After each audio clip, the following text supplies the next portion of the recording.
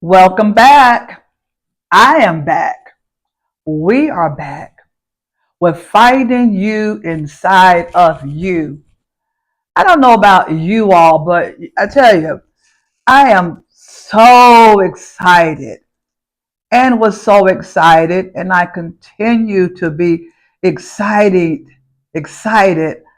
about this process of continuation of finding you inside of you. And I'm going to give you the title of this podcast today, which is the beginning of series number 3. Series 3. Identifying the unhealed ego. That's the topic. That's the title for this series going forward. Identifying the unhealed ego. And before we jump right in it, don't forget to hit that subscribe button. Please subscribe to this channel and also share it with your friends, because I'm just going to believe and know that not only is this helping me, but I do believe that it is helping many of you. So let's spread the word that finding you inside of you. I'm going to pose this question to you before I jump into it. Did you know that your ego, as we're going to be discussing in a few minutes, did you know that it has the power to hinder your success?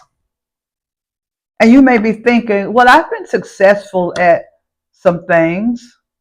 Notice that I said some things. But did you know that when the ego is unhealed, it stops up things from flowing smoothly and quicker? Okay?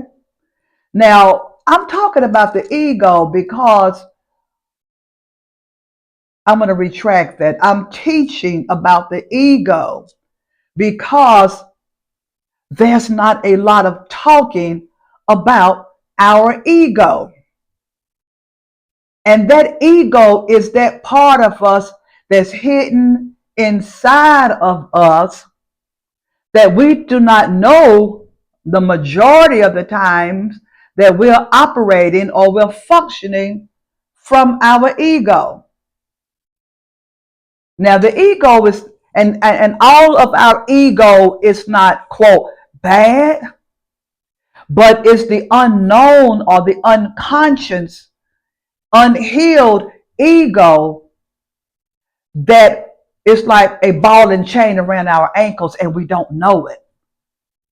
Because the ego has some issues that come along with it. You know, when you find you inside of you, you realize that, oh, it is my ego that has kept me from being healed. And we're going to get into that. It is our ego that sabotages relationships. It's our ego. And did you know that our own ego sabotages our relationship with ourselves? And you may say, Essence Evolve, I'm not getting where you're going. And that's okay. And you know why you don't get it? And you know why we don't get it? It's because these are the little foxes that are on the vine that eats the fruit from the vine. And we don't know that our fruit has even been eaten. We just feel something because we haven't been taught about the ego. And if we look at our society today, and if we look at how things have evolved and how things are moving, and we're saying, you know, that's just not normal. Where did this come from? Why are people acting this way? Where does this narcissism come from? It's coming from a part of the ego, number one, that hasn't been dealt with or talked about. And it's also coming from that part of the ego, that part that is within us that has never been healed because we didn't know that part of us was sick. All right, so let me read a few things to you. And again, I said the title of this podcast is Identifying the Unhealed Ego. And we're going to reveal the hidden, unhealed ego that is within us. Because when you go inside of you, you find out all these doors and you're like, oh my gosh. We all have unhealed parts of our ego within us. By understanding the ego, we can gain insight. What did I say? We can gain insight into me. I am beginning to see. We can gain insight into our inner world and achieve balance from within. The ego operates from a place of fear, separation, and self-centeredness. I want to say that again. The ego, that part of myself, because see, the ego is all about me protecting myself. The ego operates from a place of fear, separation, and self-centered. I'm only centered on myself. Okay? And some of you may say, I don't know if that's actually true. Stick with me. It is an inner turmoil that is hidden from us, but operates out of an inner need buried within us.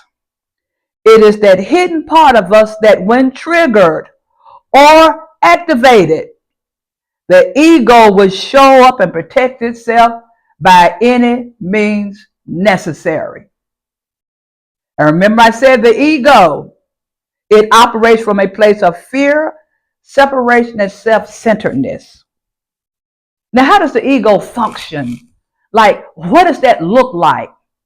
You know, we have feelings, but we can't necessarily, like with our eyes, see the feeling, but we can observe the behavior. We can observe how the unhealed ego operates. But the funny thing about that is we don't know that that's us. I'm going to say that again. And I might talk to you, William, and you don't have to talk back, but I just know that you're in the room. I might say, William, can you believe that? The ego, it has to be in charge, because remember I said it is the ego, that part of us, that unhealed part of us, that I'm going to protect myself by any means necessary. The ego, how does it function? It limits our true self-awareness and it calls us to live in duality. Oh my gosh, Essence Evolve. Oh my gosh, to myself. I have been living in duality, and I haven't learned how to even to balance my duality, because I didn't know I was living in duality, because my ego would not let me see that part of myself. And strange as it may sound, the ego will let me see you, but the ego will not let me see me. Here's how that works.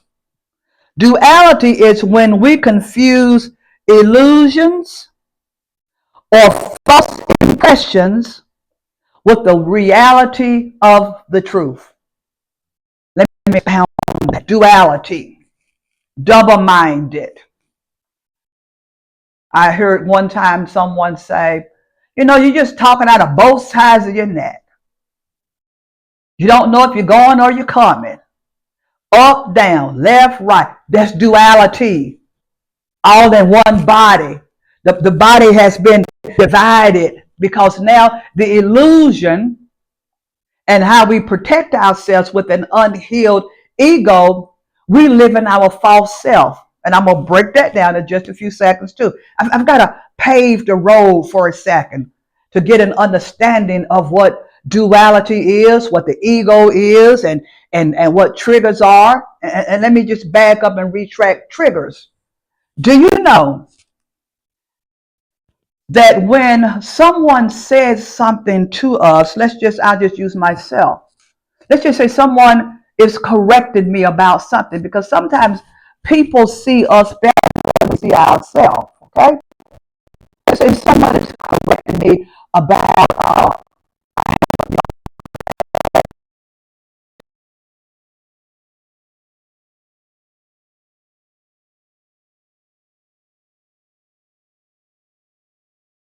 someone. That's my ego showing up. And it's going to show up sometimes, Williams, loud, and sometimes it might show up silently, or sometimes it may resist. Here's my ego. Okay, then you don't want to hear what I have to say? What I have to say is so important. Or here's another one, how the ego shows up. You have people that are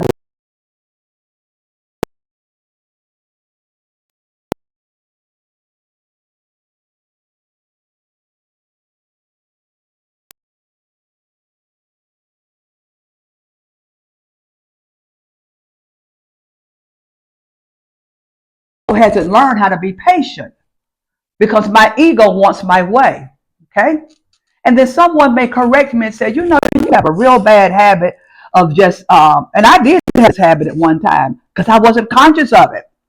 I wasn't conscious that my ego wanted to be heard, and my ego wanted to be heard right now. And I want you to listen right now. And everybody stop and listen to me. I don't want to wait my turn. That's an unhealed ego. But going back to my point, someone sees me better than I see myself, that I don't have the patience to listen to someone else. Because my ego is unhealed, because somewhere in my childhood, back in my childhood trauma, I was never heard. I was never given the chance to be heard. So now I brought that unhealed ego of wanting to get my point across. I brought that with me from my childhood into my adulthood, and without me understanding that and knowing that. And so now someone is saying something to me about it, and I'm triggered that, who are you to tell me? I had something I wanted to say. I wanted to be heard. So now I'm triggered by you correcting me, and I don't know where that trigger is coming from, because we haven't been taught about our unhealed ego. So now, do I take offense to that? Or William, do I say, okay, explain to me why you said what you said? Because I'm not understanding, but I'm seeking to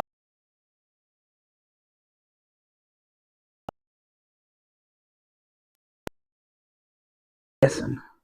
Look at my ego. Look at my child self. Look at my child self, William, got a stone cold attitude because now I'm triggered. And I don't really know that trigger is linked to somewhere in my childhood that I wasn't heard, because nobody taught me that. But now the teacher has shown up and somebody's corrected me, and I'm offended by that. Could this not be a good time for me to listen, to let someone in love critique me and to say, but you do that all the time.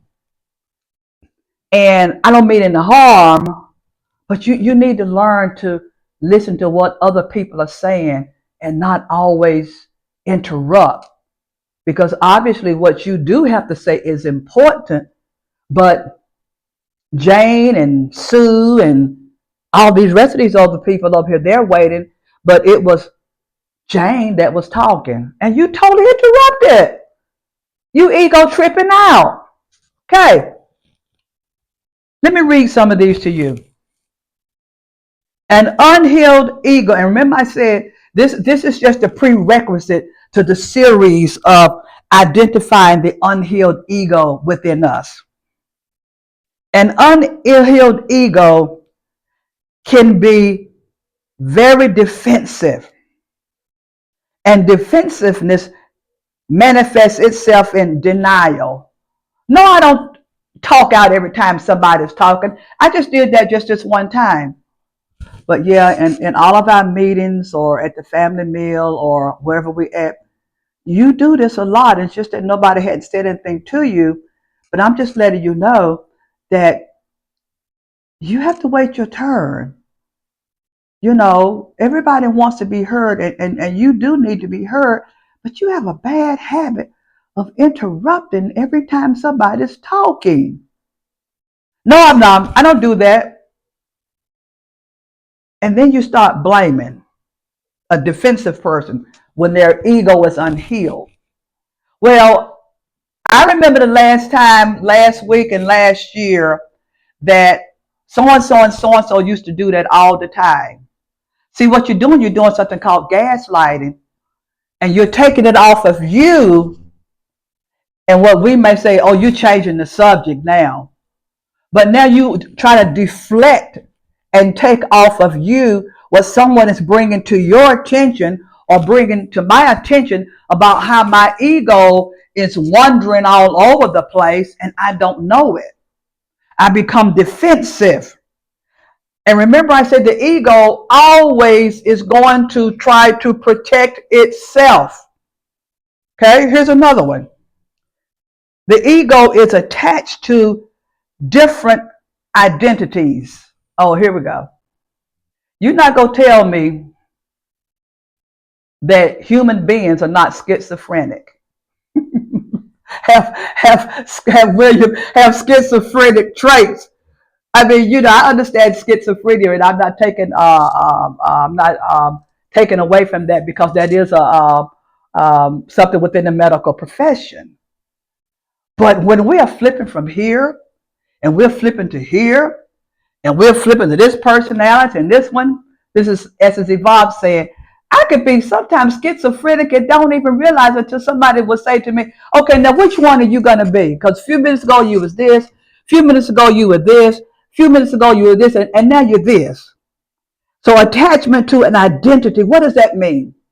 Because the ego will show up in different titles. Couldn't wait to get to this one. I am Essence Evolved.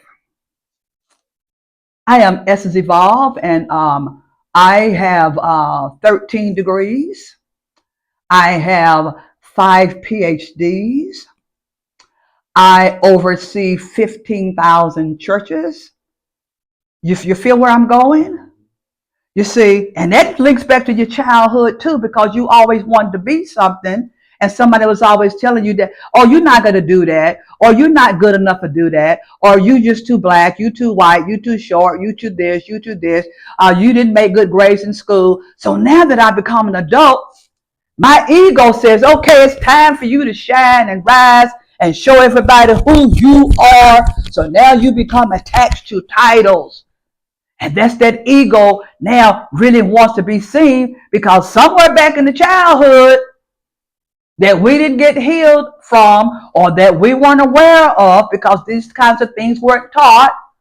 So now I'm addicted to being in titles, because now my title, which now has morphed into my ego, because the ego wants to shine here. And so now I'm into titles, because now I've connected with titles being a part of my identity. And now I begin to think I'm above other people.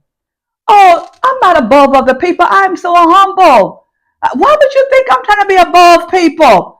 I love people. I want to help people. Then why do you always have to introduce yourself as so and so and so and so? Why can't you just be whatever your first name is? Why can't you just be to be to all people? Why do you have to all? And I understand titles. Don't get me wrong. That's not what I'm saying. But when your title begins to identify with who you are, and you're fixated on a title, you're fixated on not your name, but what you have earned your title as being, that you set yourself up on a pedestal and you have to lord over other people. Notice I said you have to lord over other people, because that's where you get your identity from. You see, William, we haven't even been taught that. We haven't been taught that these people, not all, and I'm going to even say the musician world, Hollywood, you see all these people now that are falling by the wayside. Somebody put their ego up on a pedestal. They started out good, or we can start out good in humility, but as soon as we started getting those accolades on the back, because that's something that we always wanted anyway from my childhood that we didn't get. So now we found a platform that my role or my title has become my identity, and my ego has gone crazy, because now I am attached to a role. I am attached to a title. I am attached to being better or over someone. And I walk around with my head up high. Yes, in arrogance, and I'm going to tell you why. It is because now you think that you are better than those who you set out to help. It's like, oh, you didn't call me Dr. So and so and so. I am Dr. Essence Evolve. Excuse me.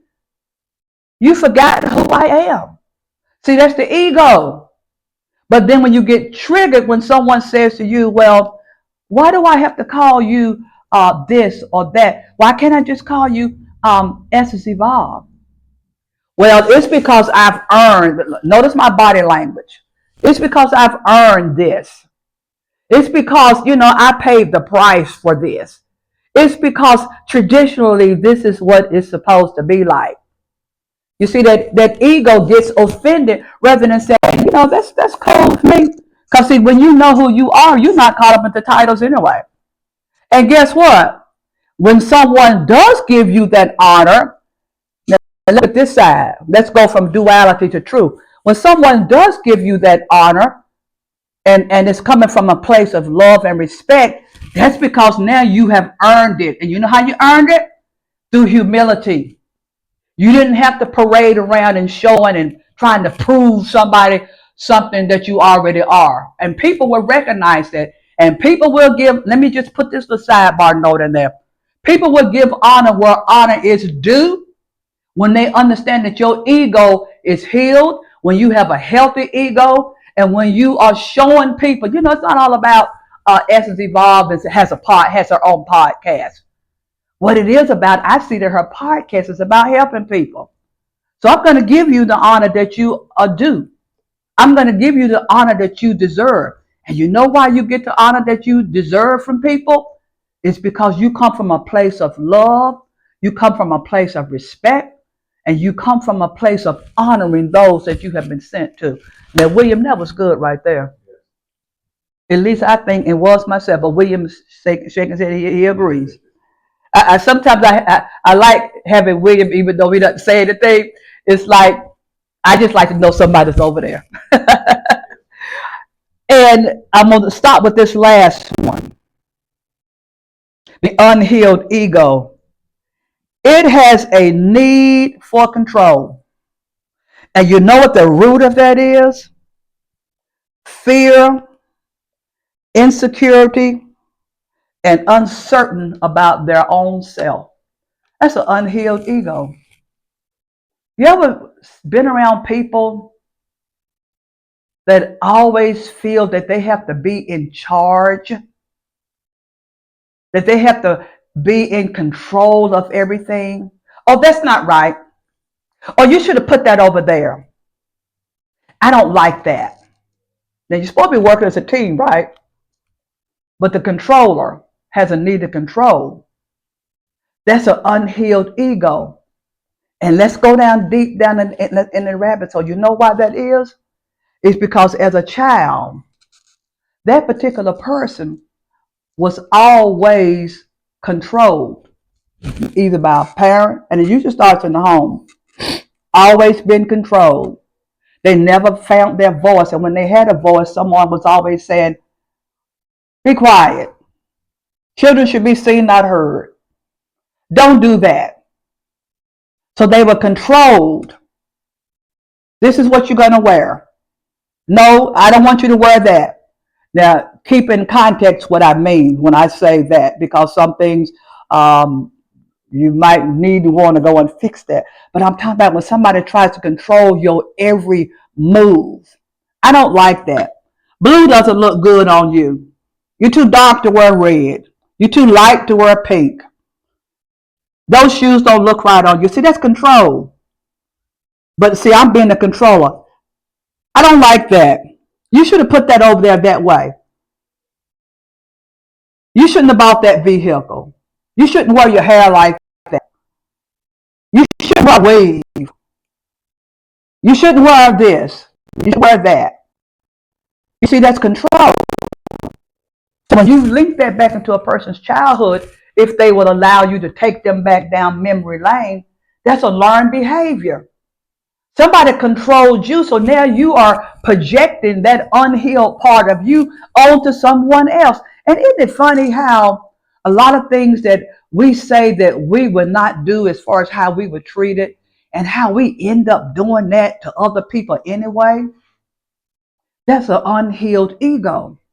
Because that's a part of yourself that you don't realize that you're projecting your feelings onto someone else. We're talking about the unhealed ego. We're talking about that part of ourselves is why we do the things that we do. That's a part of the unhealed part of ourselves that's inside of ourselves that not very much, from what I've observed and in my research, has not been talked about.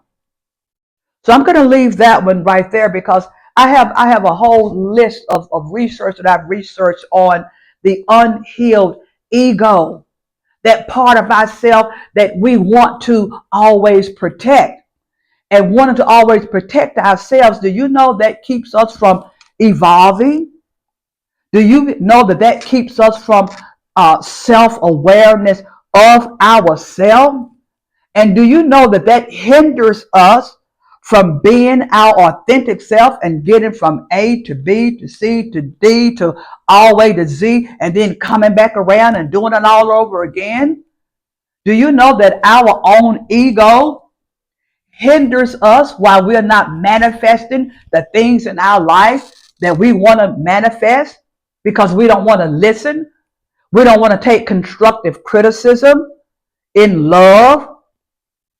So the ego has got to be tamed. And how the ego is tamed is when it comes out of duality. It comes out of the illusion of myself that, oh, there's nothing wrong with me. Or it comes out of the illusion that I've heard that 1,000 times and I still don't see what you're saying. It's because